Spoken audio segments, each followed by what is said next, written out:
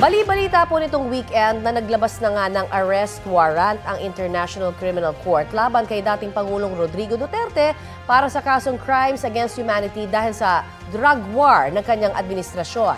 Bagamat walang kumpirmasyon, sinabi ng dating Pangulo sa isang pagtitipon sa Hong Kong na handa siyang magpa-aresto. Balita ang hatid ni Dano Tingkungko. Sa programang pasasalamat kay PRRD with OFW sa Hong Kong, nagsalita si dating Pangulong Rodrigo Duterte kaugnay sa International Criminal Court o ICC. Kaugnay ito sa lumabas na ulat na may nilabas na raw na arrest warrant ang ICC para sa dating Pangulo para sa umano'y mga pagpatay at pang-aabuso sa karapatang pantao sa war on drugs ng kanyang administrasyon. May mga lumabas na espekulasyon online na naroon na raw siya para takasan ng arrest warrant. Nakita ninyo na patong-patong ang kaso ko, sa totoo lang, baka ang balita ko, may warrant daw ako pag... Hindi, totoo. Yung sa ICC or something, matagal na akong hinahabol ng mga ano man ang kasalanan ko, ako'y raw yung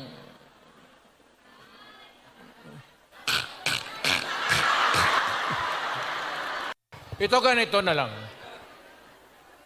O sabi ko, assuming na totoo talaga yung naririnig ninyo, bakit ko ginawa yan? Para sa sarili ko? Para sa pamilya ko, para sa inyo at ang inyong mga anak. Handa raw siyang magpahuli. Okay lang, tatanggapin ko yan. Wala tayong magawa hulihin tayo kung ikulong tayo. Kaya lang, meantime, mag-contribute kayo, baski $5, $10, para paglabas ko sa presuhan, pagawaan ninyo akong monumento katabi ni Rizal. Si Rizal may hawak na libro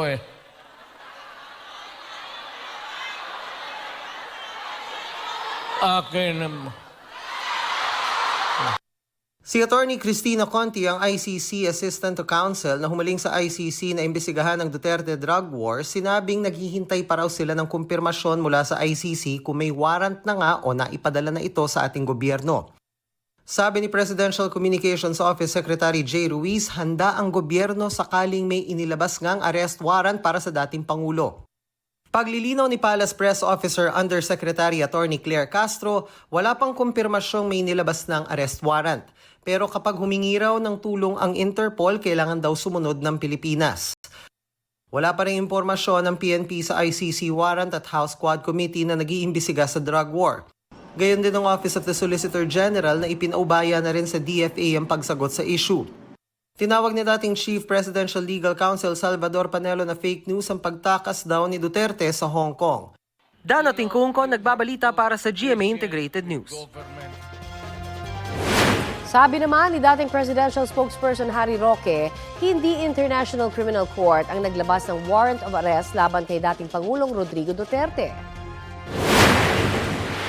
Ang report na umabot sa akin ay ang warrant of arrest daw ay dahil sa incitement of sedition at hindi po ito warrant of arrest galing sa ICC. Pag meron na talagang warrant of arrest, inaanunsyo naman po yan ng ICC at linalagay naman po yan sa kanilang webpage.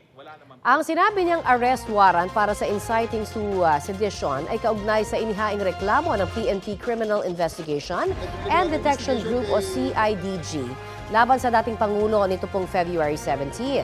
Kasunod po ito ng sinabi ng dating Pangulo na ipapapatay raw ang 15 senador para makapasok sa Senado ang kanyang sinusuportahang senatorial candidates. Hindi pa nagbibigay ng pahayag si Duterte kaugnay sa naturang reklamo. Pero nauna na niyang sinabi na handa siyang harapin ang mga isasampalaban sa kanya. Inaalam naman ni DOJ Prosecutor General Richard Fadulion kung tama ang impormasyong nakuha ni Roque. Sa pahayag naman ngayong umaga ng Office of the Prosecutor ng International Criminal Court, hindi raw sila nagkokomento sa ongoing o nagpapatuloy na investigasyon. Wala rin silang komento kaugnay sa mga ulat ng paglabas ng warrant of arrest laban kay dating Pangulong Duterte. Crucial o mahalagang bahagi raw ng kanilang trabaho ang confidentiality para maprotektahan ang integridad ng investigasyon at matiyak ang kaligtasan ng mga biktima, testigo at iba pang kinakausap nila tungkol sa mga reklamo.